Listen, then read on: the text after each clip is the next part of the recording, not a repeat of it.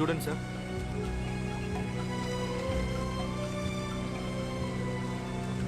ఆ ఝాన్సీకి వాడు పంపించిన ఫోటో సార్. అంటే వాడు దగ్గరలోనే ఉండాలి.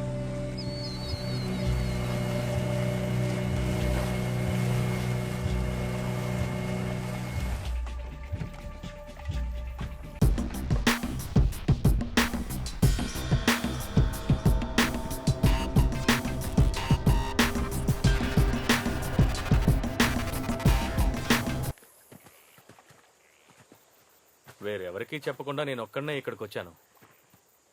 దేనికైనా అవసరం అవుతుందని నేను కత్తి కూడా తెచ్చుకున్నాను.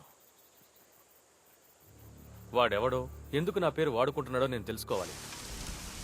ఓ అరగంట సేపు నేను ఇక్కడే వెయిట్ చేశాను. తర్వాత వాడు వచ్చాడంటే ఇక్కడెక్కడో దాక్కునుండి బయటకు వచ్చాడు. అంతసేపు వాడు నన్ను వాచ్ చేస్తూ ఉన్నాడు అనుకుంటాను.